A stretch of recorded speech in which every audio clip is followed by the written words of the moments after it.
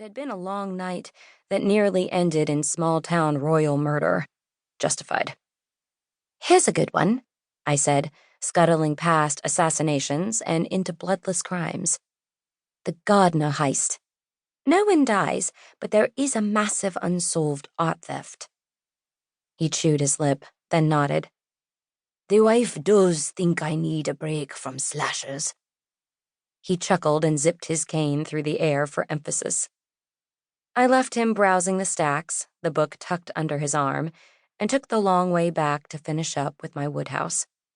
Nick and I had gotten unbelievably lucky with this Airbnb, which allowed its tenants to live in a flat above the bookstore and run the business for the duration of their stay.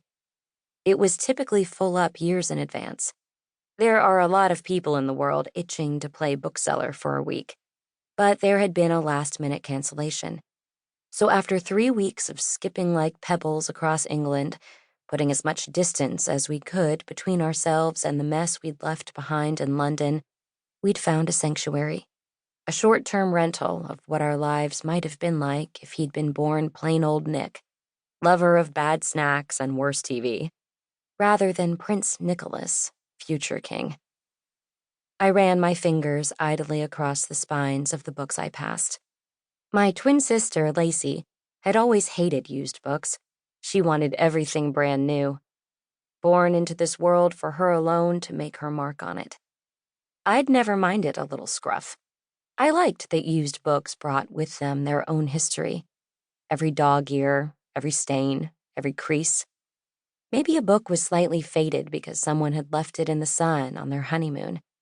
Maybe page 98 was turned at the corner because it contained a glorious insult or the perfect romantic turn of phrase.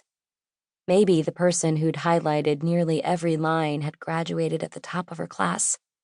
Secondhand books could have lived in tiny walk-ups or hotel rooms or the White House, or here, even in Balmoral Castle itself. Each book was a mystery, its secrets hidden in plain sight. Kind of like me. Most shoppers in Wigtown, known officially as Scotland's national book town, were so immersed in its bookstores that they barely looked at the human beings working in them. No one appeared to notice the beauty mark that to me seemed so obviously to be made of eyeliner. The fact that I could see the register better if I looked over, rather than through the lenses in my matronly frames, or that I was, appropriately, wearing an actual wig. And whenever Nick joked that there might be a village somewhere called Booktown that specialized in wigs, which was often, no one realized they were laughing politely with the second in line to the throne. The store itself was part of our disguise. My elderly murder aficionado eventually met me at the register with my recommendation and a couple of grim offerings from creepy French murders.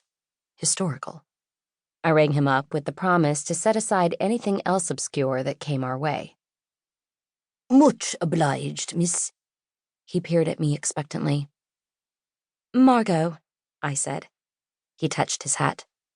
"Name's Duncan," he said. "Remember me to your husband. He helped me find a very naughty bodice ripper yesterday for the wife.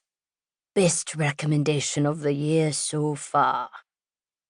"Ah, so you're regular here," I said. "Too right.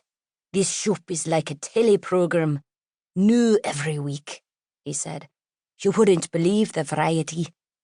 Just last month we had a Danish lass who'd left her fourth husband when she found him shagging her second husband." He wiggled the twin thickets above his eyes in gossipy glee. "Sounds like this place is a book in itself," I said. "Maybe you should write it." "Not enough murder, lass." He studied me. "What brings you here? Don't suppose you're on the lam." I held a neutral expression amid a flutter of nerves.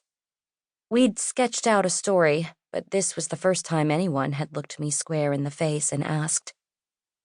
"Steve left his job," I said. "We've been traveling. He's looking for inspiration, and I'm—" Duncan cocked his head and waited. "I guess I'm looking for inspiration, too." I shrugged apologetically. "I hope our chapter in your book isn't too boring."